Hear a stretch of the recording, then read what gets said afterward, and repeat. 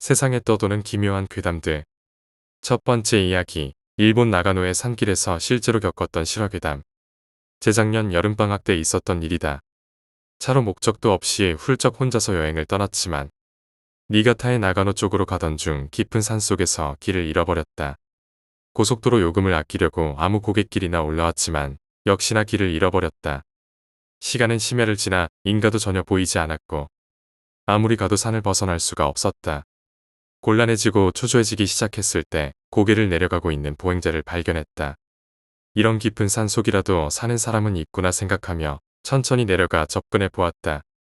그것은 유모차를 밀고 가는 젊은 여성이었다. 아이가 밤에 울어 산책이라도 하는 건가 싶어 대단하다고 생각하며 그냥 지나가려고 했다. 그러나 스쳐 지나가는 순간 뭐야? 라고 생각하게 됐다. 이 여자 뭔가 이상했다. 머리는 부스스했고 옷도 흙탕물로 잔뜩 더러워져 있었다. 손과 발은 다친 것인지 여기저기 피로 물들어 있었다. 무엇보다 이 여자 맨발로 걷고 있었다. 나는 무언가 사고를 당한 건지도 모른다고 생각하고는 차를 세워 내리고 여성에게 접근해 말을 걸었다. 저기 괜찮으세요?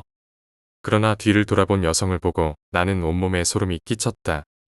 이 여자에게 말을 건 것을 후회하게 되었다. 유모차에 태운 아기는 죽어 있었다. 썩은 시체의 냄새가 났고 눈알 부분은 이미 썩어서 공허하게 비어 있었다. 이건 누가 봐도 죽었다는 것을 알 수 있을 정도였다. 이 여자는 아기의 사체를 실은 채 걷고 있었다. 나는 너무 놀라 뒤로 물러섰다. 그러나 넘어지려는 나를 그녀가 붙잡아 넘어지지 않았지만 그 후 대단한 알력으로 끌어당겨져 그녀와 바로 앞에서 눈을 마주해야만 했다. 눈의 초점이 이상했다. 소위 맛이 간 상태였다. 여자는 내게 얼굴을 가까이 하고 돌연 외치기 시작했다. 나의 아기. 패닉에 빠진 나는 여자를 밀쳐내고 차로 도망쳐 그 자리에서 달아났다. 단순히 이 정도로 끝난다면 그냥 어디에나 있는 도시전설에 불과했지만 그것만으로 끝나지 않았다. 어떻게 길을 찾아 산 아래로 겨우 내려온 나는 한숨도 자지 않고 아침이 되자마자 파출소로 뛰어들었다. 죽은 아이의 시체와 함께 산길을 헤매는 여자의 얘기 따위 믿지 않을 것 같았지만 나는 있는 그대로 일어난 일을 경찰에게 말했다. 동년배의 경찰은 처음에는 생글생글 웃으며 나의 이야기를 듣고 있었지만 자세한 이야기를 하는 동안 진지한 얼굴이 되었고 마지막에는 어째서인지 얼굴이 새파랗게 질렸다. 잠시 침묵이 흐른 뒤 경찰은 다른 이에게는 말하지 말라는 조건으로 진실을 알려주었다. 그 사건의 내용을 정리해둔다. 지난달에 2주 정도 장마가 계속된 다음 오랜만에 날이겠던 날의 일입니다. 그 고개는 비가 계속 내리면 위험하기 때문에 통행금지되는 모양이다. 우연히 지나가던 동네 사람이 가드레일이 쓰러져 있는 것을 보고 경찰에 전화를 했다. 머지않아 경찰이 도착해 약 100m 아래의 절벽을 수색했다. 역시나 절벽 밑에는 떨어진 승용차가 발견되었다. 하지만 많은 핏자국에도 불구하고 탑승했던 사람의 모습은 어디에서도 발견할 수 없었다. 나와 이야기를 나눈 이 사람 역시 현장에 있었고 곧 타고 있던 사람을 찾기 위한 수색이 시작되었다고 한다. 차의 번호판과 소지품 등을 토대로 조사한 결과 사고를 당한 것은 근처에 사는 젊은 여성이라는 것을 알아냈다. 수색은 계속되었고 저녁이 될 무렵 다른 조사원이 아기의 사체를 발견했다. 차가 떨어졌을 때 차 밖으로 떨어져 즉사한 듯했다. 하지만 아이의 사체는 기묘했다. 목이 한번 잘려나간 이후 무리하게 호치키스로 목을 다시 붙이려 한 흔적이 역력했다. 지휘관은 소리쳤다. 어머니가 살아있을지도 모른다. 어서 주위를 살펴. 아무래도 아이의 죽음에 큰 충격을 받은 어머니가 아들의 사체를 어떻게든 살리려는 마음에 무리하게 방금 잘려나간 목과 몸을 붙였다. 그런 느낌이었다. 그리고 다음날 어머니의 사체도 발견되었다. 무서운 얼굴로 도움을 청하려 했던 듯 벼랑을 기어오르던 도중 숨이 끊어져 있었다고 한다. 경찰의 이야기를 듣고 나는 온몸이 떨리는 것을 느꼈다.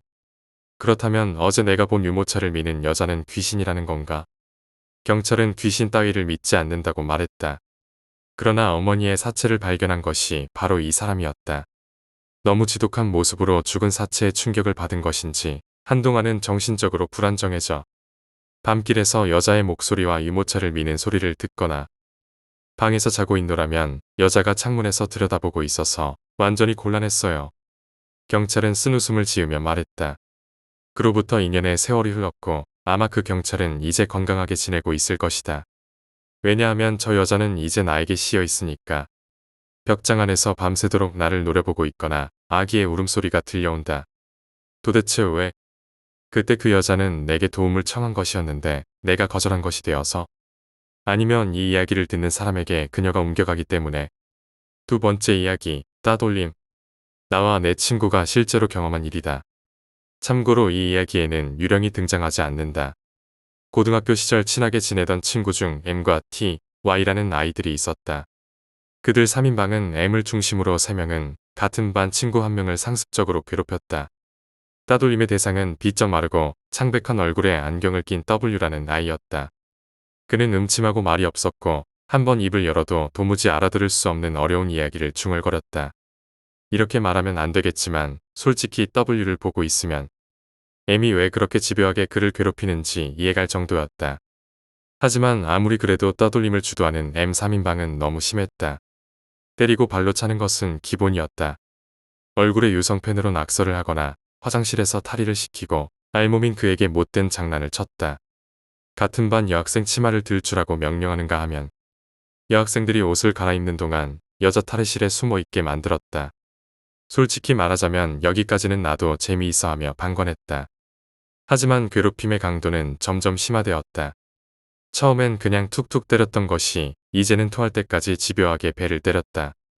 2층에서 나무 위에 떨어지면 무사할지 실험한다며 W를 2층에서 억지로 밀어 떨어뜨리기도 했다. 금품을 요구한 것은 말할 것도 없었다. 다들 너무 심한 것 아니냐며 하나둘 주춤했지만 유독 M과 그의 친구들 3인방은 아주 재미있어하며 괴롭힘에 열중했다. M은 반의 리더격 존재였다. 다들 무서워서 그를 만류하지 못했고 그것은 나도 마찬가지였다. 어느 날 3인방 중 한 명인 Y가 아침에 등교하자마자 다짜고짜 W에게 날라차기를 했다. W의 입과 코에서는 엄청난 양의 피가 흘렀다. 그가 쿨럭일 때마다 입안에서 부러진 이빨 조각이 튀어나왔다. 평소와는 다른 서슬 퍼런 Y의 태도에 놀란 친구들이 그를 말렸다. 이 자식 정말 죽여버릴 거야. 우리는 씩씩거리는 Y를 거의 진압이라도 하듯 잡아 눌렀다.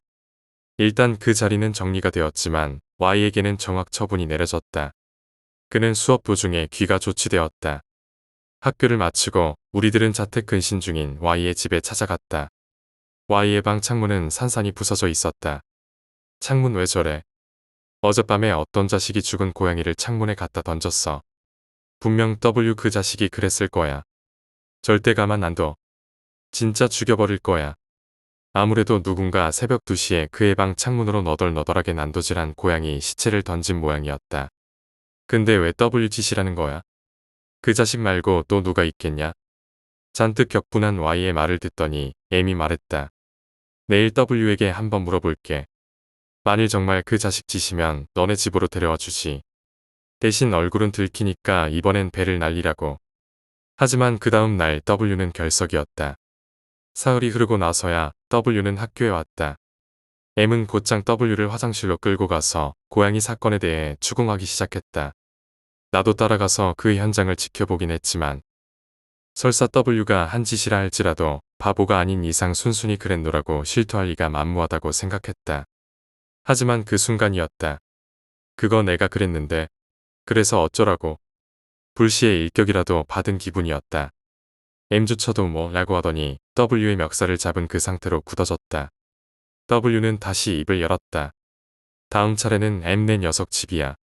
그 한마디를 기점으로 M은 W를 미친 듯이 패기 시작했다. 우리는 필사적으로 그를 말렸지만 이미 W의 얼굴은 엉망진창이 되었다. 결국 Y에 이어 M도 정확 처분을 받았다. 이것으로 3인방의 마지막 멤버인 T는 홀로 남겨졌다. 혼자 남은 이상 W를 괴롭힐 수도 없었다. 엉망진창이 된 얼굴로도 학교에 온 W는 실실 웃으며 T에게 말했다. 오늘은 아무 짓도 안 할 건가 봐. 이게 까부냐? 죽여버린다. W의 도발에 T는 발끈하여 위협을 했지만 선뜻 손을 올리지는 못했다. 우리는 네가 참으라며 T를 말렸다. 역시 혼자서는 아무것도 못하는구나. W가 던진 이 한마디에 T는 그만 이성을 잃고 의자를 집어들고 W를 때리고 말았다. 결국 왕따를 주도하던 3인방은 전원 정확 처분을 받게 되었다. 며칠 뒤 수업을 듣고 혼자 집에 가고 있을 때였다. 누군가 나를 불러세웠다. W였다.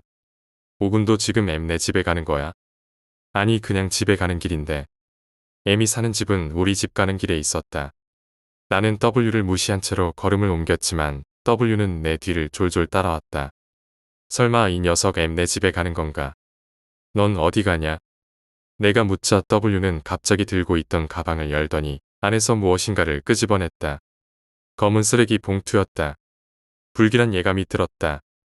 W는 그 검은 봉투 안에 손을 넣고 안에서 시뻘건 것을 꺼냈다. 고양이 시체였다. 하얀 교복 셔츠 소매가 피투성이가 되었지만 그는 상관하지 않았다. W는 한 손에 고양이 시체를 들고 나를 보며 의미심장한 미소를 지었다. 그 광경은 지금도 잊을래야 잊을 수 없는 17살의 트라우마다. 얼빠진 표정으로 굳어있는 나를 뒤로하고 W는 길을 갔다.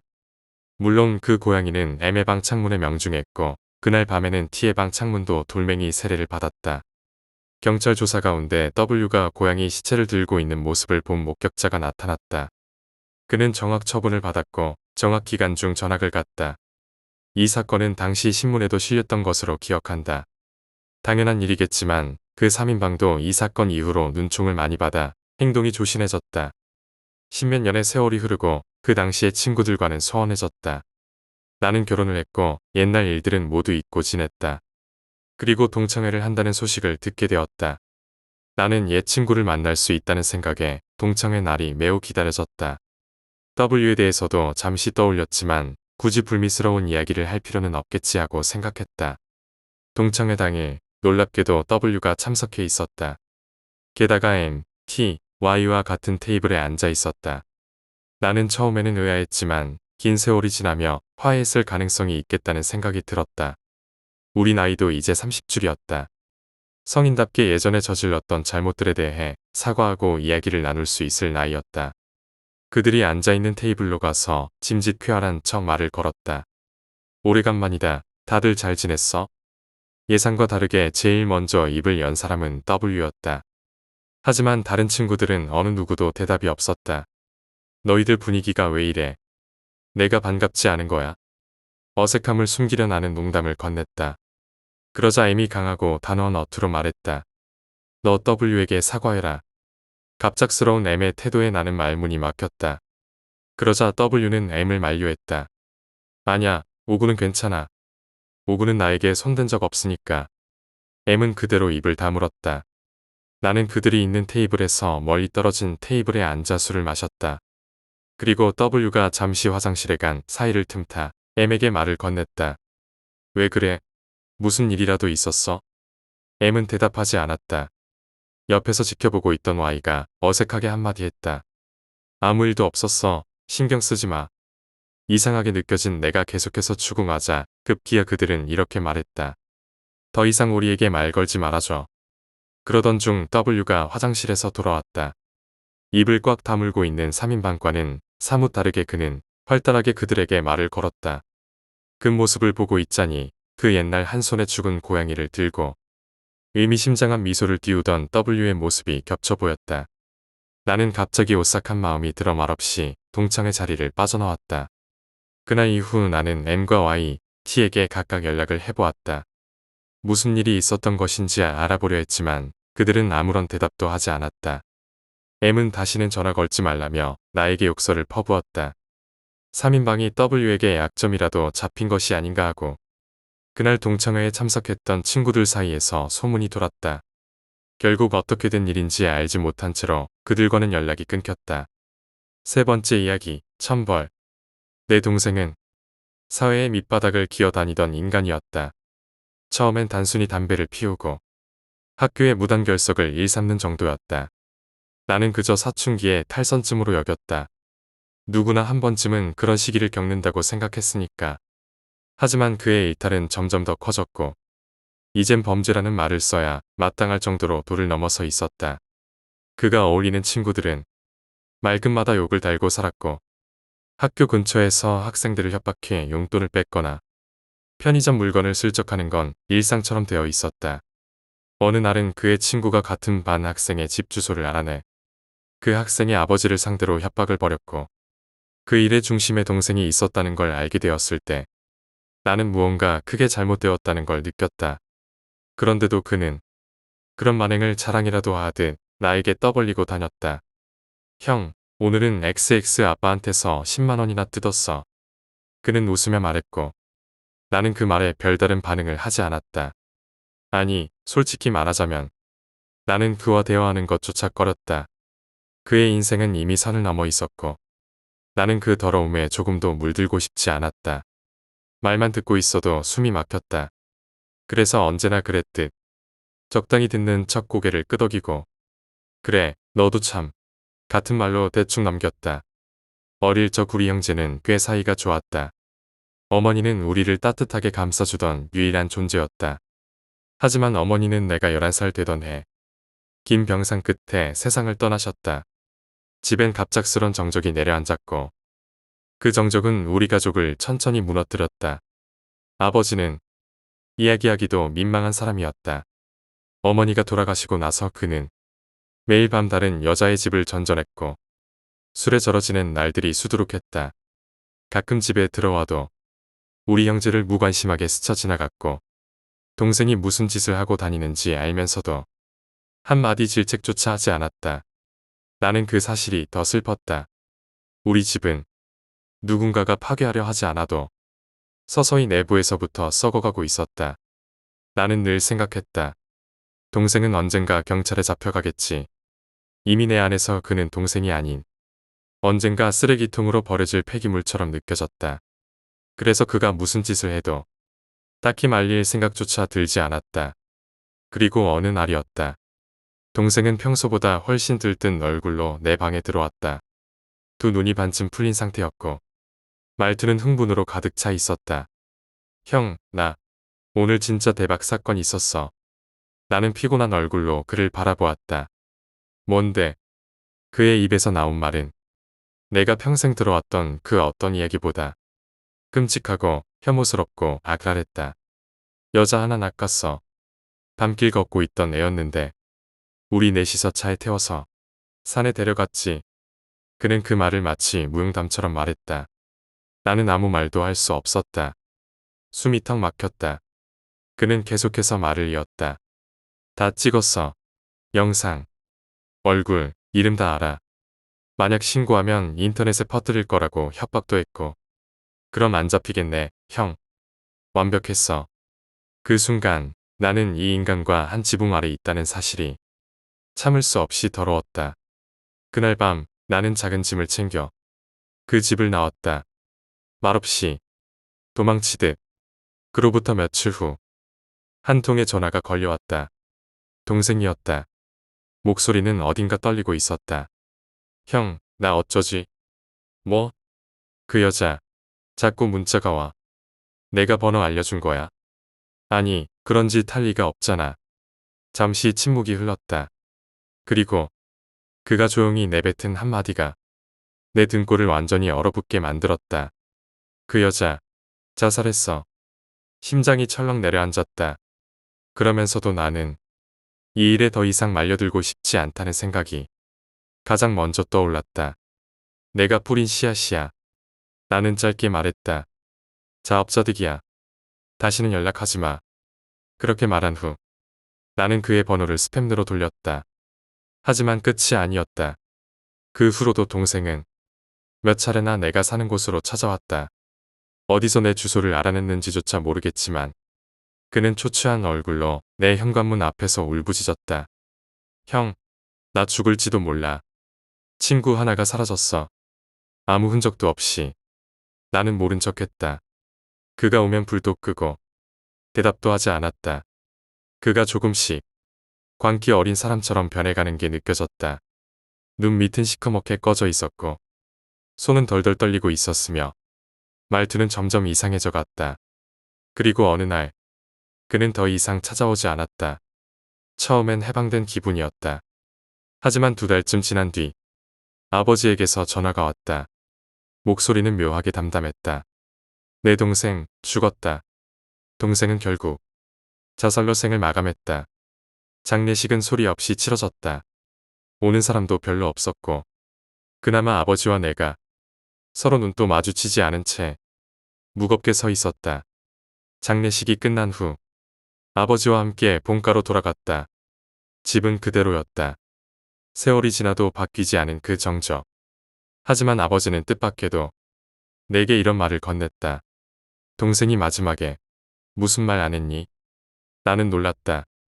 그가 그토록 무심한 사람이었는데 이렇게까지 동생의 마지막을 궁금해할 줄은 몰랐다. 그래도 아버지에게도 부정은 있었구나. 어렴풋이 안도감 같은 것이 들던 순간 아버지가 나직하게 말했다. 그러게 내 여자를 덮쳤으니 천벌을 받은 게지. 나는 말없이 집 밖으로 뛰쳐나왔다. 숨이 가빠졌다. 식은땀이 온몸에 흐르고 손끝이 저릿해졌다. 나는 그 후로 지금까지 다시는 본가에 가지 않았다. 네 번째 이야기, 영감이 강한 친구. 이 이야기는 내가 아주 오랫동안 알고 지낸 친구의 경험담이다. 그 친구는 어릴 적부터 조금 남다른 감각을 지닌 녀석이었다. 우리가 처음 만난 건 중학생 시절이었고 그 인연은 지금까지도 이어져 서른을 바라보는 지금까지도 끊어지지 않았다. 우리는 여전히 자주 만나 술자리를 가지곤 한다. 어떤 때는 그저 일상적인 이야기로 밤을 지새우기도 하고 어떤 날은 깊은 밤이 되어서야 서로의 고민을 털어놓는 진지한 시간을 갖기도 한다. 하지만 그날 밤 그가 들려준 이야기는 지금도 내 기억 속에 깊은 흔적으로 남아있다. 그 친구의 집안은 좀 특별하다. 우리 마을에서 오랜 세월 동안 이어져 온 꽤 큰 신사의 신관일을 대대로 해오고 있는 집안이다. 말하자면 마을의 오랜 전통을 지키는 사람들, 제사나 의식, 혼례 등의 큰 행사를 주관하는 위치에 있는 집안이었다. 하지만 친구 자신은 평범하게 직장을 다니는 사람이었다. 평소엔 사무직으로 근무하면서 사회생활을 하고 있었고 신관일은 말하자면 가업을 이어받은 부업 같은 존재였다. 설날이나 특정 제례가 있을 때 혹은 마을에서 전통 혼례식이 열릴 때면 그는 어김없이 하얀 의복을 입고 신사의 본당에서 식을 주관하곤 했다. 신사 인근에는 그들의 집이 있었다.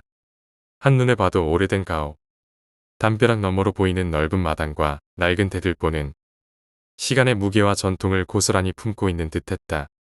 그날 밤 우리 집에서 조촐하게 모여 술을 마시기로 했다. 그 친구와 그의 애인, 그리고 나와 내 여자친구. 넷이 함께 어울려 게임도 하고 이야기꽃도 피우며 평범하면서도 따뜻한 시간을 보낼 예정이었다. 먼저 도착한 건 친구와 그 애인이었다. 나는 그들을 맞이하고 우리는 내 여자친구가 오기 전까지 간단히 게임을 하며 기다리기로 했다. 이야기를 좀 정리하자면 그 신관 친구는 M, 내 여자친구는 S, 나는 A, 그리고 M의 A는 K로 부르겠다. 우리 셋은 게임을 하고 있었다. 익숙한 분위기 속에서 웃고 떠들며 시간을 보내고 있을 무렵 S에게서 전화가 걸려왔다. 수화기 너머로 들리는 목소리는 평소처럼 밝았다. 미안, 좀 늦을 것 같아. 창고에서 재밌는 걸 찾았거든. 너 퀴즈나 퍼즐 잘하잖아. 진짜 재밌는 거 가져갈게. 조금만 기다려. S는 원래 호기심이 많고 독특한 취향을 가진 사람이었다.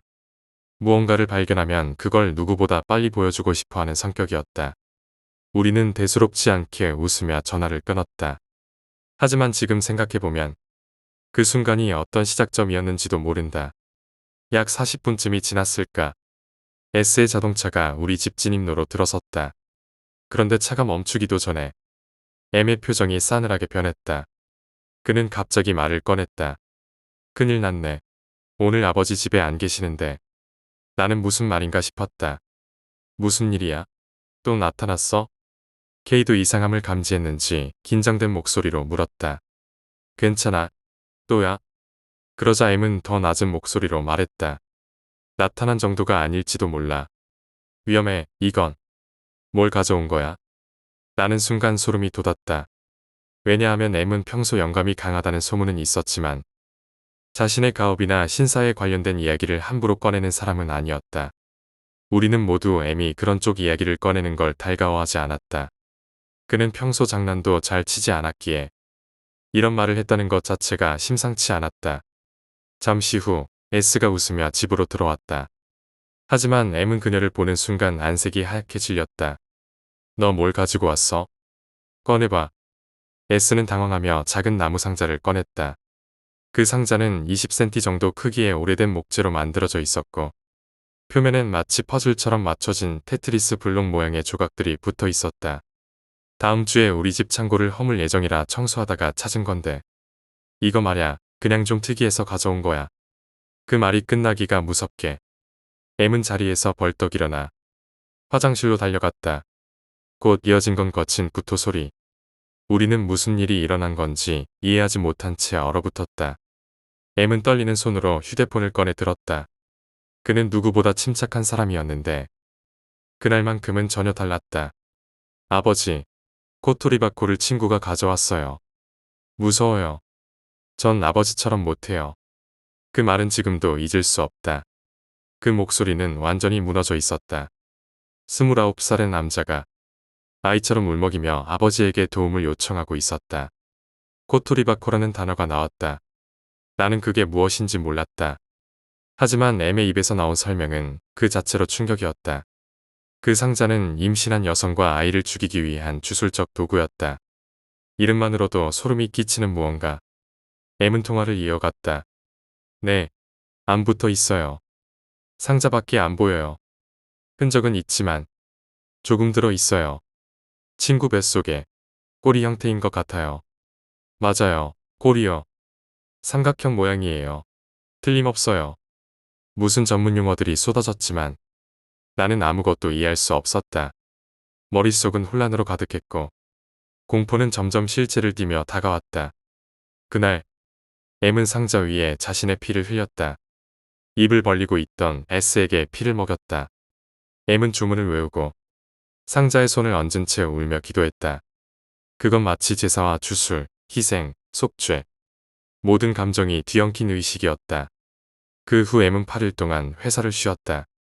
어제 오랜만에 만난 M에게 조심스레 그날의 이야기를 다시 꺼냈다. 그는 말했다. 그거 말이지. S에게는 정말 미안했어. X에 있는 부락들, 그런 곳엔 아직도 그런 것들이 있어. 그건 아버지가 돌아와서 따로 안치해뒀어. 그 안에 있던 건 검지 손가락 끝 부분들과 탯줄이었어. 사람의 원한이 그런 걸 만들어내는 거야. 밖으로 나왔으면 큰일 날 뻔했어. 원래는 할아버지가 처리하시던 일이지만 이젠 내가 해야 할지도 모르지.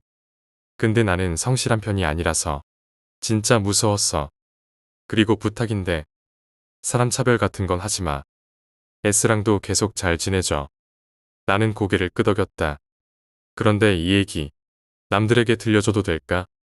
M은 웃으며 말했다. 너 은근히 좋아한다. 이런 얘기. 귀신도 못 보는 주제에. 나는 대답했다.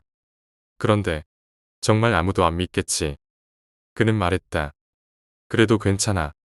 어차피 들러붙을 일도 없을 테니까. 5번째 이야기, 잊혀진 동굴. 이 이야기는 내가 지금까지 살아오면서 겪은 수많은 경험 중에서도 가장 기묘하고 또 가장 공포스러웠던 사건이다. 시간이 많이 지난 지금도 그날의 기억은 밤이 깊어질수록 또렷해지고 문득문득 꿈속에 나타나 나를 흔들어 놓는다. 지금 이 순간에도 마음 한구석이 서늘해지지만 이제는 어디엔가 남겨야 할 것 같다는 생각이 들어 이 이야기를 꺼내본다. 당시 나는 대학 2학년 여름방학을 맞아 학교 탐험 동아리에서 활동하고 있었다. 그 동아리는 겉보기엔 단순한 야외활동 모임처럼 보였지만 실상은 조금 특이한 목적을 가지고 있었다. 우리는 누구에게도 잊힌 장소들, 지도에 나오지 않는 공간들, 그리고 오래된 민간 전승이나 미스터리가 얽힌 곳들을 찾아다니며 탐험하고 기록하는 걸 목표로 삼고 있었다. 도시 외곽에 버려진 병원, 폐허가 된 공장, 심지어는 일제강점기 때 만들어졌다는 지하 터널까지 우리는 낡고 위험한 곳을 찾아다니며 호기심과 경외심 사이를 오갔다. 그해 여름 우리는 동아리 내에서도 가장 도전적인 탐험을 계획하게 되었다. 바로 북부 산악지대 깊숙한 곳에 존재한다고 알려진 고대 악령의 전설이 전해지는 금단의 동굴을 찾아가는 일이었다. 그 동굴에 대한 정보는 어느 오래된 민속 자료에서 처음 접하게 되었다. 거기엔 한 번 들어간 자는 살아서 돌아오지 못했다는 말과 함께 이름 없이 기록된 기이한 석상과 고대 주술 문양에 대한 언급이 있었다. 그 문헌은 마치 사람들에게 절대 가지 말라는 경고를 반복하고 있었지만 그럴수록 우리처럼 호기심 많은 이들의 마음은 더욱 불타올랐다. 탐험에는 총 5명이 참가했다. 나, 그리고 동아리에서 가장 용감하고 활동적인 K. 조용하지만 관찰력이 뛰어난 J. 항상 냉정하게 상황을 분석하던 애. 그리고 우리가 가장 신뢰하던 리더 S였다. 우리는 이 탐험을 위해 몇 주 전부터 만반의 준비를 해왔다. GPS 장비, 고성능 랜턴, 여분의 배터리, 로프, 식량, 구조 장비 등 가능한 모든 위험을 상정하고 철저히 대비했다. 출발 당일 아침은 이상하리 많지 고요했다. 산속은 잔잔했지만 뭔가 설명할 수 없는 정적이 깔려 있었다. 새소리도 거의 들리지 않았고 우리의 발걸음만이 바스락대며 숲길을 뚫고 지나갔다. 동굴은 생각보다 쉽게 모습을 드러냈다. GPS를 따라가던 우리는 울창한 숲풀 사이에서 입구를 발견할 수 있었다. 거대한 바위에 움푹 팬 틈 사이로 검은 구멍이 열려 있었고 그곳에서는 냉기와 함께 묘한 비린내가 흘러나왔다. 우리는 가벼운 긴장감 속에 손전등을 켜고 천천히 동굴 안으로 발을 들여놓았다. 처음 몇 미터는 단순히 바위 틈을 지나가는 느낌이었다. 하지만 안으로 들어갈수록 공간은 넓어졌고 공기의 밀도도 확연히 달라졌다. 마치 이곳만의 시간이 따로 존재하는 듯한 기묘한 정적과 습기, 그리고 설명할 수 없는 불쾌한 기운이 우리를 감싸기 시작했다. 동굴벽에는 검붉은 이끼와 곰팡이가 자라 있었고 그 위로 정교한 문양과 상징들이 새겨져 있었다. 처음엔 단순한 동식물의 형상처럼 보였지만 점점 안으로 들어갈수록 사람의 얼굴처럼 보이는 기묘한 조각들이 늘어났다. 어떤 얼굴은 고통에 일그러져 있었고 어떤 것은 눈을 감은 채 울고 있는 듯한 표정을 하고 있었다. 우리는 이 모든 것이 오래전 의식의 흔적이 아닐까 추측하며 긴장 속에 탐험을 계속했다. 그러다 첫 번째 이상한 일이 벌어졌다. 제이가 갑자기 걸음을 멈추더니 얼굴을 찡그리며 귀를 기울였다. 무슨 소리 들리지 않아? 그는 갑자기 그렇게 말하며 우리를 바라봤다. 우리는 모두 조용히 귀를 기울였지만 아무 소리도 들리지 않았다. 속삭이는 소리. 계속 들려. 바로 옆에서. 그는 연신 귀를 감싸주며 혼잣말을 중얼거렸고 우리도 순간 숨을 죽이고 주변을 살폈지만 아무런 기척도 없었다. 우리는 제이가 긴장해서 과민 반응을 보인 거라 생각하고 그를 달래며 앞으로 나아갔다. 하지만 불길한 기운은 그 순간부터 점점 짙어졌다. 다음 이상한 일은 내게 일어났다. 좁은 통로를 지나던 중 갑자기 발목에 무언가 차가운 것이 스치는 느낌을 받았다. 돌일까 싶어 무시했지만 그 감촉은 지속적으로 따라붙었다. 마치 젖은 손바닥이 살갗을 더듬는 듯한 감각이었다. 나는 심장이 뛰기 시작했고 급히 손전등을 발밑으로 비추었지만 바닥엔 아무것도 없었다. 그저 축축한 흙과 부서진 돌무더기만 있었다. 나는 애써 아무 일도 아닌 듯 행동했지만 내면에선 점점 공포가 고개를 들기 시작했다. 그리고 세 번째, A이 갑자기 멈춰서더니 자신이 어디에 있는지 모르겠다고 말했다. 너희들 어디 갔어? 그는 우리 바로 옆에 있었음에도 불구하고 마치 우리와 단절된 공간에 있는 것처럼 혼란스러워했다. 여기 있어. 엘, 우리 앞에 있어. 우리가 아무리 외쳐도 그는 계속 두리번거리며 자신이 혼자 있는 것 같다고 중얼거렸다. 그의 눈동자는 초점을 잃은 듯 허공을 헤맸고 그 모습은 보는 것만으로도 등골이 서늘해질 정도였다. 우리는 그의 손을 잡고 진정시킨 뒤 조심스레 다시 발걸음을 옮겼다. 동굴의 깊숙한 곳. 거기엔 우리가 상상도 하지 못했던 장면이 기다리고 있었다. 그곳엔 커다란 석상이 하나 서 있었다. 사람의 형상을 하고 있었지만 생김새는 기이하고 비틀려 있었다. 눈은 비정상적으로 크고 입은 찢어진 듯 벌어져 있었다. 그리고 그 눈에서 은은한 빛이 흐르고 있었다. 우리는 모두 말없이 석상을 바라보며 왠지 모를 두려움과 전율에 사로잡혔다. 그 순간 리더인 S가 갑자기 이상한 비명을 지르며 쓰러졌다. 안 돼, 그걸 보면 안 돼. 그는 바닥을 뒹굴며 괴로워했고 우리는 급히 달려가 그를 부축했다. 그의 얼굴은 창백했고 눈동자는 산란하게 흔들리고 있었다. 우리는 더 이상 버틸 수 없었다.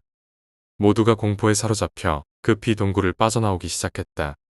밖으로 나왔을 때는 이미 해가 저물어 산속이 어둠에 잠겨 있었다. 우리는 헉헉거리며 숨을 몰아쉰 채 S를 부축해 가까운 마을까지 내려갔다. 작은 병원에서 진찰을 받은 S는 심한 스트레스와 정신적 충격으로 인한 실신이라는 진단을 받았다. 하지만 아무도 그 말을 곧이곧대로 믿지 않았다. 다음 날 S는 깨어났지만 자신이 왜 병원에 있는지조차 기억하지 못했다. 우리가 동굴에 갔다고. 무슨 소리야? 그는 정말로 아무것도 기억하지 못했다. 그 후로 몇 주 동안 우리는 서로 연락을 자주 하며 지냈지만 밤마다 꿈속에서 그 석상에 눈빛을 마주한 사람들이 있었다. 특히 K는 석상 근처에서 가져온 돌 하나를 발견했다며 그것을 분석하기 시작했다. 돌에는 우리가 동굴벽에서 봤던 문양과 동일한 상징들이 있었다. 그것은 고대 주술과 관련된 것이라는 게 K의 결론이었다. 결국 우리는 진실을 밝히기 위해 다시 동굴로 향하기로 했다. 이번에는 고고학자와 민속학자, 장비 전문가들까지 동행했다. 그리고 우리는 그곳에서 인간의 이성이 감당할 수 없는 무언가를 마주하게 되었다. 우리는 단단히 준비하고 다시 산으로 향했다. 이번엔 그냥 호기심만으로 가는 것이 아니었다.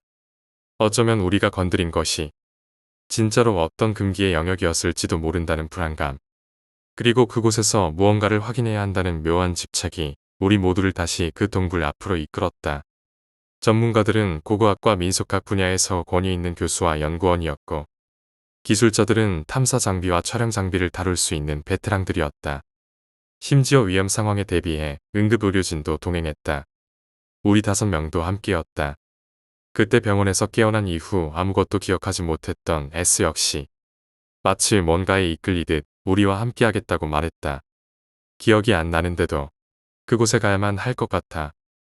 S는 눈에 어둠을 담은 듯한 표정으로 그렇게 말했었다. 우리는 다시 그 입구에 섰다. 세상은 여전히 멀쩡한 얼굴을 하고 있었지만 입구를 마주한 순간부터 공기가 바뀌었다. 온도는 현저히 낮았고 주변의 바람조차 기묘하게 조용했다. 그곳은 단순한 공간이 아니었다. 분명히 기운이 있었다. 사람을 안으로 끌어들이는, 그리고 결코 돌아가지 못하게 만드는 기묘하고 불길한 무언가가. 동굴 안으로 들어가기 전 우리는 기도처럼 서로 눈을 마주쳤다. 각자의 마음속엔 두려움이 있었지만 한편으로는 이 모든 것을 밝히고 돌아오겠다는 각오가 서려 있었다. 랜턴을 켜고 천천히 발을 내디뎠다. 두 번째로 들어가는 동굴은 더 이상 낯설지 않았다. 그러나 이상하게도 내부 구조가 처음 왔을 때와는 조금 달라져 있었다. 좁고 구불구불했던 통로는 이전보다 넓어져 있었고 동굴벽에 새겨진 문양은 더욱 선명해져 있었다. 처음 방문 때 희미하게 보이던 그림들이 이제는 마치 누가 다시 그려놓은 듯 뚜렷했다. 그리고 문양들은 하나같이 사람을 형상화하고 있었지만 눈과 입이 모두 없었다. 민속학자는 그 문양들을 보며 입을 꾹 다물었다. 그의 표정은 공포와 경악 사이에 있었다. 이건 오늘 잃은 자들이라는 뜻입니다. 예전에 제주도 방언에서 산자와 죽은 자의 경계가 무너졌을 때 나타나는 형상이죠. 눈과 입이 없다는 건 자신을 말할 수도 볼 수도 없는 완전한 상실입니다. 우리는 그 말을 듣고 말없이 걸음을 옮겼다. 석상이 있던 지점으로 가는 길은 기억보다 더 멀게 느껴졌다. 중간중간 이상한 기척도 있었다. 어디선가 비지라는 듯한 바스락거림이 들리거나 사람의 숨소리처럼 느껴지는 바람이 피부를 스쳤다. 그리고 마침내 우리는 다시 석상 앞에 섰다. 이번엔 그 주변을 자세히 관찰할 수 있었다. 석상은 이전보다 크고 그 눈에서 뿜어져 나오던 빛은 사라져 있었다. 대신 석상의 발밑에는 작은 원형 재단 같은 구조물이 있었고 그 위엔 금이 간 항아리와 금속으로 된 촛대들이 놓여 있었다. 고고학자는 항아리를 들여다보더니 한참을 멈췄다가 조용히 입을 열었다. 이건 옛날에 혼목이라 불리던 유물입니다. 사람의 혼이 담긴다고 전해지는 검은 염료예요. 주로 저주 혹은 봉인의식에 사용되었죠. 그때 우리가 처음 데려왔던 K가 무언가를 밟았다. 작고 마른 뼈였다. 인간의 것으로 보일 만큼 구조가 명확했다. 그 순간 동굴 안의 공기가 갑자기 무거워졌다. 여기 뭐가 깨어났어요. 제이가 속삭였다. 그리고 정확히 그 순간이었다. 벽면에서 이상한 빛이 새어나오기 시작했다. 붉고 검고 녹슨 색이 뒤엉킨 듯한 불길한 광채. 그 빛은 벽의 문양들을 하나씩 스캔하듯 지나가며 마치 살아있는 것처럼 움직였다. 나가야 해. S가 갑자기 외쳤다. 그의 눈이 떨리고 있었다. 그때도 그 눈빛이었어. 석상. 그 눈빛. 날 부르고 있었어. 하지만 이제 이제 깨어났어. 우리를 기억했어. 혼란에 빠진 틈을 타 동굴 바닥이 진동하기 시작했다. 먼지가 가라앉던 동굴 안에서 다시금 돌들이 떨어지고 천장에서 뭔가 길고 검은 형체들이 천천히 내려오기 시작했다. 그건 형체를 확신할 수 없는 뭔가였다. 손 같은데 손이 아니었고 살덩이 같았지만 살아있다고 보기엔 너무 기이했다. 우리는 서로를 부르며 정신없이 출구를 향해 뛰기 시작했다. GPS는 오류를 일으켰고 통신은 완전히 두절됐다. 그때 엘리 외쳤다. 출구. 출구가 바뀌었어. 이쪽이 아니야. 하지만 그 누구도 확신할 수 없었다. 동굴은 이제 우리가 처음 들어온 그대로가 아니었기 때문이다. 마치 우리를 기억하고 내부 구조를 재조합한 듯. 출구는 사라졌고 길은 뒤틀려 있었다. 우리는 짧은 숨을 몰아쉬며 서로의 손을 꼭 붙잡았다. 그 순간 뒤에서 어떤 목소리가 들려왔다. 낯설지만 어디선가 들은 듯한 속삭임. 여기, 남아. 여기가 너의 집이야. 우리는 간신히, 정말 간신히 쏟아지는 바위를 뚫고 출구로 탈출했다. 밖으로 나왔을 땐 하늘이 사나운 회색으로 변해 있었고 비가 내리고 있었다. 우리는 그 자리에서 한동안 아무 말도 하지 못했다. 그리고 다시는 그 동굴에 대한 이야기를 입 밖에 내지 않기로 모두가 암묵적으로 합의했다. 그 후 우리는 석상 근처에서 가져온 돌과 유물들을 신중히 제자리에 돌려놓았다. 민속학자들은 그것이 봉인 의식에 필요한 최소한의 행위라고 했다. 그 이후로도 나는 가끔 꿈속에서 그 동굴로 다시 들어가곤 한다. 눈을 가진 석상이 날 바라보고 있고 그 눈동자 속엔 분명히 무언가가 살아있다. 그리고 아직까지 그게 끝났다고는 말할 수 없다. 우리는 두 번째 탐험을 끝내고 간신히 동굴 밖으로 빠져나온 뒤 각자의 삶으로 흩어졌다. 하지만 그 이후로 우리 5명은 결코 예전으로 돌아가지 못했다. 그곳에서 마주친 것들, 그 눈빛, 그 문양, 그 짧은 순간의 목소리조차도 우리의 일상 깊숙이 스며들어 지워지지 않는 상처처럼 남게 되었기 때문이다. 가장 먼저 이상한 징후를 보이기 시작한 사람은 K였다.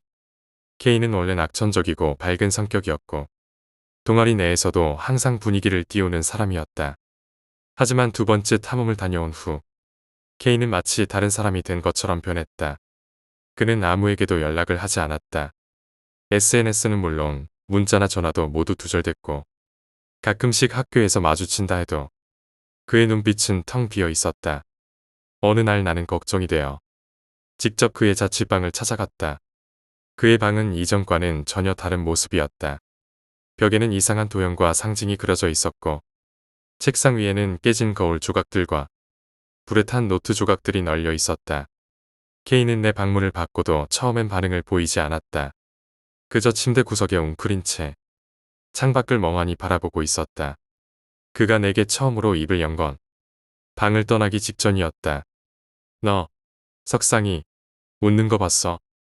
그 말에 나는 온몸이 얼어붙었다. 내가 본 석상은 웃지 않았다. 오히려 무표정한 공포 그 자체였다고 생각했다. 그런데 K는 분명히 그게 날 보며 웃었어. 너무 오래 기다렸다는 듯이. 그리고 날 따라왔어. 지금도 이 방 안 어딘가에 있어. 라고 말했다. 그날 이후 K는 학교를 그만뒀다. 집도 비었고 연락처도 바뀌었다. 지금까지도 그가 어디에 있는지 모른다. 그 다음은 제이였다. 제이는 섬세한 성격이었다.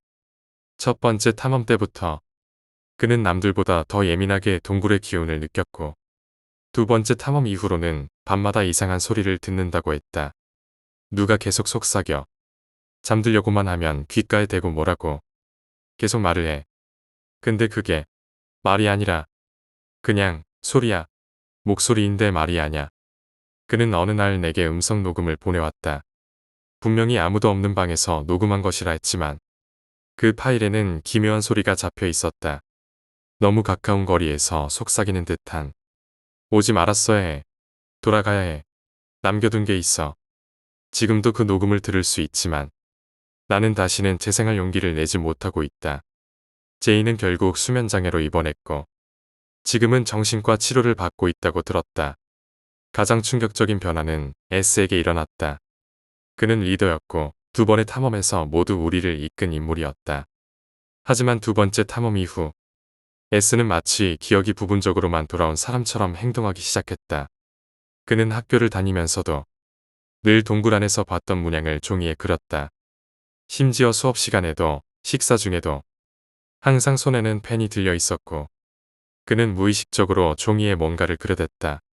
그 문양은 점점 정교해졌고 이상하게도 그 형태들이 우리가 본 석상의 모습과 점점 닮아가기 시작했다. 나는 S에게 다가가 조심스럽게 물었다. 그림은 무슨 의미야? 그는 미소를 지었다. 하지만 그 미소는 따뜻하지 않았다. 기이하게도 석상이 떠오를 만큼 차갑고 단단한 표정이었다. 그건 나를 기억하게 해주는 거야. 그날 내가 무엇을 보았는지 잊지 않게 말이지. 그리고 마지막, 나 자신. 나는 매일같이 그날의 꿈을 꿨다. 동굴, 좁고 눅눅한 공간. 그 안을 비추는 내 손전등이 점점 흐릿해지고 빛이 닿은 벽에는 얼굴 없는 형상이 수백 개, 수천 개 나를 바라보고 있었다. 그 속에서 눈이 열리고 입이 열리고 무언가가 정확히 나를 바라보며 넌 아직 끝나지 않았어 라고 말하는 순간 나는 깨어났다. 그 꿈은 매일 반복되었고 심지어 낮에도 가끔씩 현실과 꿈의 경계가 무너지는 경험을 했다. 도서관의 책장 사이, 엘리베이터 안, 심지어 내 방 한 구석 어둠 속에서도 그 석상의 눈이 내 시선을 따라오는 것 같은 느낌을 받을 때가 있었다. 그 동굴은 끝난 것이 아니었다. 단지 우리의 삶 속으로 조금씩 파고 들어온 것일 뿐이었다. 한 달 전, 제이의 어머니에게서 전화가 왔다. 제이가 실종되었다는 내용이었다. 병원에서 퇴원한 지 며칠 지나지 않아 그는 짐 하나 없이 사라졌다고 한다. 그날 밤 내 이메일로 익명의 메일이 도착했다. 보낸 사람은 없었고 제목도 내용도 모두 비어 있었지만 첨부 파일이 하나 있었다. 그건 제이가 우리와 처음 동굴에 갔을 때 찍힌 사진이었다. 그 사진에는 우리가 석상 앞에 서 있었고 뒤편엔 아무도 없었어야 했다. 그런데 그 사진 구석 어두운 그림자 사이에 희미하게 눈을 가진 형체 하나가 우리를 바라보고 있었다. 이 이야기는 아직 끝나지 않았다. 그리고 나는 안다. 언젠가 또 누군가 그 동굴을 찾을 것이다. 그리고 그때 그 존재는 다시 깨어날 것이다. 제이의 실종 소식이 전해진 이후 나는 다시는 열지 않으리라 다짐했던 폴더들을 꺼내기 시작했다. 동굴의 지도, 문양을 기록했던 노트, 탐험 당시 촬영한 사진과 영상, 그리고 S가 남긴 이상한 낙서들과 K가 나눠주었던 석상 파편의 사진까지 하나하나 들여다볼 때마다 서늘한 기운이 손끝을 따라 올라왔다. 그것들은 분명 아무것도 아닌 것처럼 보였지만 나는 알 수 있었다. 무언가가 그 안에 살아 있었다. 나는 제이가 마지막으로 사용했던 SNS 계정을 추적했고 그가 실종되기 전 며칠간 방문했던 위치 데이터를 역추적했다. 기록은 대부분 단조로웠다. 병원, 집 근처 마트, 공원. 그러나 그중 단 하나.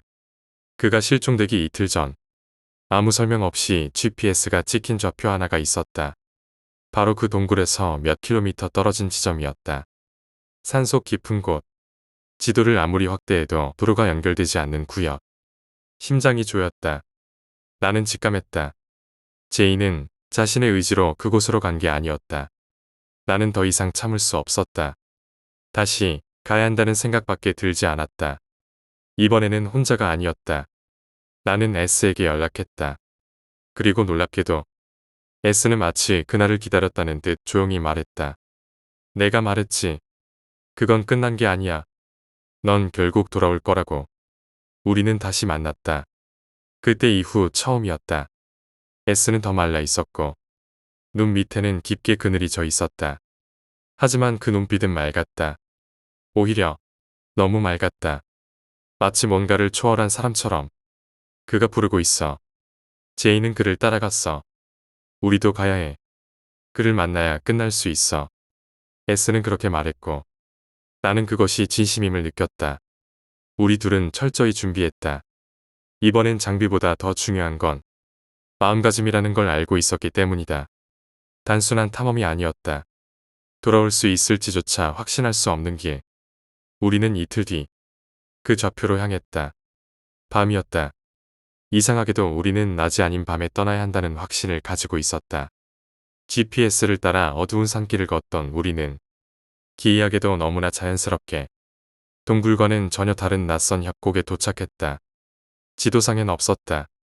심지어 우리는 등산로를 벗어나지도 않았는데 주변의 나무와 땅의 질감, 공기의 흐름이 모두 다른 세계에 들어선 듯 낯설었다. 그리고 그곳엔 작은 굴 하나가 입을 벌리고 있었다. 그 굴은 이전의 동굴과 달랐다. 작았고 눌린 듯 낮고 좁았다. 하지만 그 안에서는 아주 약한 빛이 마치 우리에게 길을 안내하듯 흘러나오고 있었다. 우리는 아무 말 없이 안으로 들어갔다. 굴은 생각보다 깊었다. 그리고 갈수록 굴 내부엔 인공적인 흔적이 보이기 시작했다. 벽면에 조각된 문양들, 누군가 촛불로 태운 듯한 검은 자국들, 그리고 바닥에 놓여있는 작은 장난감 인형들, 어린아이들이 가지고 놀 법한 그런 것들. 그 순간 S가 멈춰 섰다. 여기야. 그는 한 지점을 가리켰다. 벽 한쪽. 검은 그 흐름이 가장 짙은 부분이었다. 그곳엔 사람의 손이 찍힌 자국이 있었다. 작은 손. 흙에 젖어 있었지만 선명한 5손가락. 그리고 그 밑엔 이상한 문자 같은 것들이 반복적으로 새겨져 있었다. 도망칠 수 없다. 도망치지 마라. 여기 있어야 해. 나는 그 순간 누군가의 목소리를 들었다. 아니, 그 존재의 목소리였다. 왔구나. 그 목소리는 천장에서 울린 것도 바닥에서 올라온 것도 아니었다. 내 안에서 마치 오래전부터 내 안 어딘가에 숨어있던 또 다른 나가 말하는 것처럼 들려왔다. S는 그 자리에 무릎을 꿇었다. 그리고 눈을 감았다. 그의 입에서는 천천히 기이한 음성이 흘러나오기 시작했다. 뜻을 알 수 없는 언어.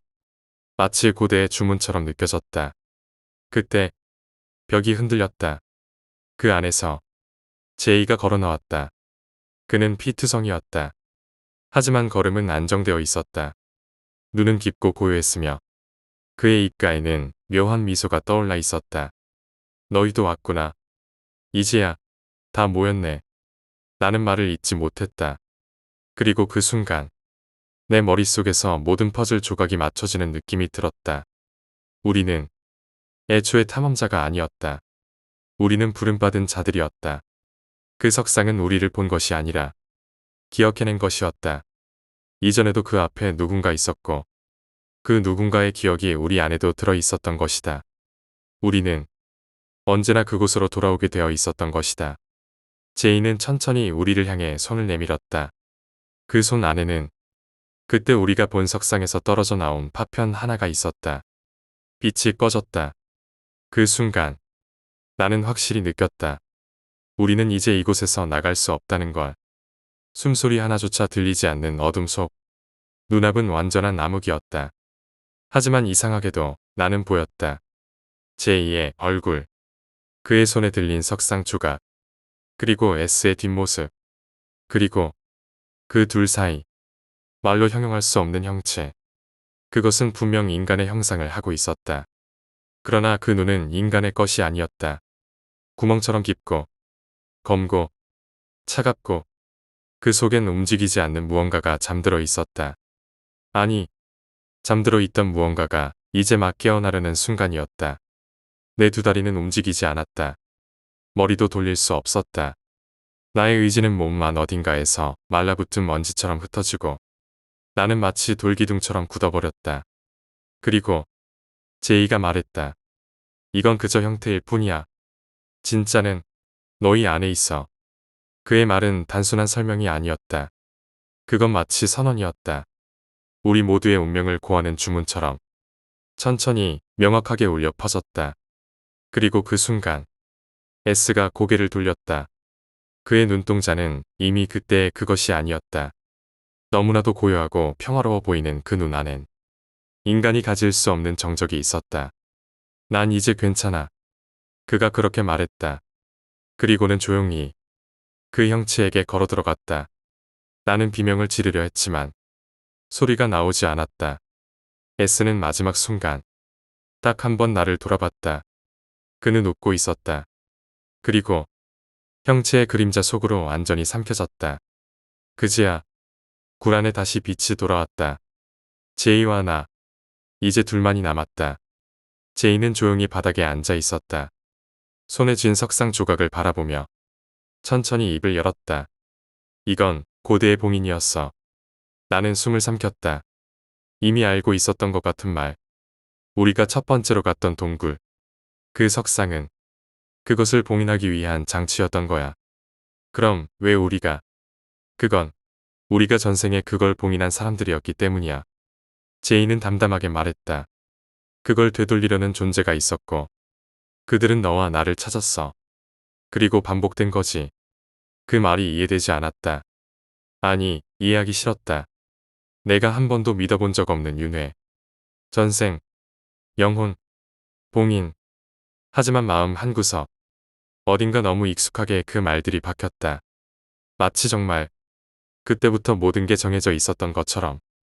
제이는 자리에서 일어났다. 그리고 나에게 석상 조각을 내밀었다. 이걸 부수면 이제 완전히 끝낼 수 있어. 나는 조각을 받았다. 그 조각은 이상하게 따뜻했다. 누군가의 체온이 남아있는 것처럼. 아니, 아직도 살아있는 무언가가 그 안에 담겨 있는 것 같았다. 그리고 순간 나는 보았다. 눈앞에 펼쳐지는 과거의 장면들. 불타는 제단, 울부짖는 아이들, 검은 깃발, 무릎 꿇은 제사장. 그리고 내가 본 석상 앞에 선 5명의 사람들. 그 중 하나가 나였다. 그들은 의식을 치르고 있었다. 누군가를 봉인하는 의식. 절망과 슬픔이 뒤섞인 눈빛. 그 속에서 나는 내가 무엇을 했는지 본능적으로 깨달았다. 나는 그것을 가두었던 자였다. 그리고 지금 나는 다시 그것을 풀어줄 수도 영원히 묻어버릴 수도 있는 자가 되었다. 내 손엔 2가지 길이 있었다. 하나는 이 석상 조각을 부수고 모든 것을 끝내는 것. 그 대가로 나 자신이 그 그림자의 일부가 되어버릴 수도 있었다. 또 하나는 아무것도 하지 않고 제이와 함께 여길 나가는 것. 그러면 모두 잊은 채로 살 수는 있었겠지만 다시는 누군가가 이 땅에서 그 봉인을 지켜줄 수는 없을 것이다. 나는 손을 들어 조각을 내려다봤다. 그 안에서 눈이 나를 바라보고 있었다. 작고 투명한 하지만 확실히 살아있는 어떤 눈. 그 눈은 내게 말했다. 지금 내가 보는 것이 진실이 아니다. 진실은 언제나 내 안에 있다. 나는 결정을 내렸다. 그리고 그날 밤 산은 잠잠했다. 달은 유난히 푸른 빛을 띠었고 별 하나 없는 하늘 아래에서 모든 것이 조용히 천천히 정리되었다. 그 이후로 제이는 다시 나타나지 않았다. S의 흔적도 완전히 사라졌다. 그들이 존재했었다는 증거는 이제 내 기억 속에만 남아 있었다. 그 동굴은 지도에서 사라졌다. 이상하게도 아무리 그곳을 다시 찾으려 해도 그 좌표는 더 이상 나타나지 않았다. 나는 이제 평범하게 살고 있다. 하지만 가끔 잠결에 작고 서늘한 눈 하나가 내 머리맡을 내려다보는 느낌이 든다. 그럴 땐 나는 2 손을 가만히 모은 채 혼잣말로 중얼거린다. 나는 그것을 묻었고 나는 그것을 지킨다. 이제 이 이야기는 끝이다. 혹은 아직도 이어지고 있는 중일지도 모르겠다. 왜냐하면 기억이란 건 때때로 봉인보다 더 깊은 저주가 되기도 하니까. 6번째 이야기, 의문의 손님. 이 이야기는 내가 직접 겪은 일은 아니다. 하지만 그날의 이야기를 들려준 친구 H는 평소 농담도 잘 하지 않고 세상의 이치에 대해 나보다 훨씬 더 냉철한 사람이었다. 그런 H가 그날 밤 내게 털어놓은 이야기 속에는 도무지 설명할 수 없는 섬뜩함과 이유 없이 가슴을 짓누르는 묘한 슬픔이 담겨 있었다. 그래서인지 그저 이야기로만 들었음에도 나는 아직도 그 장면들을 마치 내 눈으로 본 것처럼 생생하게 기억한다. H는 도시에서 조금 떨어진 조용한 마을에서 살고 있었다. 도시에서의 피로와 번잡함에 지친 그는 몇 해 전 모든 것을 정리하고 그 마을로 내려갔고 그곳에서 작고 아담한 카페를 열었다. 카페는 마을 입구, 오래된 돌담 옆 작은 언덕 아래 자리 잡고 있었다. 초록색 지붕과 하얀 외벽, 그리고 카페 정면에 활짝 피어난 수국과 라벤더 덕분에 마치 동화 속 작은 집처럼 사랑스러운 인상을 주는 곳이었다. 실내는 따뜻한 우드톤 가구와 곳곳에 놓인 아기자기한 소품들로 꾸며져 있었고 은은하게 퍼지는 원두향이 언제나 기분을 편안하게 만들어줬다. 그래서였을까? 마을 사람들은 물론이고 소문을 듣고 일부러 찾아오는 외지인들까지 H의 카페는 언제나 따뜻하고 여유로운 공간이었다. 하지만 그날 그 평화로운 공간에 이상한 균열이 생긴 것이다. 그날도 다른 날들과 마찬가지로 햇살은 따뜻했고 초여름의 바람이 카페 문틈으로 부드럽게 스며들었다. H는 이른 아침부터 분주히 움직였다. 가게 문을 열고 커피를 준비하고 테이블을 정리하며 하루의 시작을 누구보다도 성실하게 맞이하고 있었다. 오전 내내 사람들의 발길은 끊이지 않았다. 아이들과 함께 산책 나온 부모들, 노트를 펼쳐놓고 공부하는 학생, 혼자 조용히 차를 마시며 책장을 넘기는 중년의 남자. 그 속에서 H는 능숙하게 주문을 받고 환한 미소로 손님들을 맞이하며 언제나처럼 자신의 하루를 살아가고 있었다. 그러던 오후 1시쯤 카페의 종이 딩동하고 울리며 문이 열렸다. 그 순간 H는 알 수 없는 싸늘한 기운이 스며드는 것을 느꼈다고 했다. 들어선 사람은 중년의 남자였다. 검은색 코트를 입고 있었고 바짝 마른 얼굴에는 깊은 주름이 팬 채 한껏 굳은 표정을 짓고 있었다. 그의 눈은 유난히 검고 깊었으며 어딘가 피로와 상실감 같은 감정이 짙게 내려앉아 있었다. 처음 보는 사람이었지만 마을 사람은 아니라는 직감이 먼저 들었고 어딘가 익숙한 듯 낯선 인상이 묘하게 마음을 불편하게 만들었다고 했다. H는 조심스레 그에게 다가가 인사를 건넸다. 어서 오세요. 무엇을 도와드릴까요? 남자는 한동안 아무 말 없이 서 있었다. 그리고는 허스키하고 거친 목소리로 짧게 대답했다. 블랙커피 한 잔 부탁합니다. H는 그 주문에 맞춰 커피를 내렸다.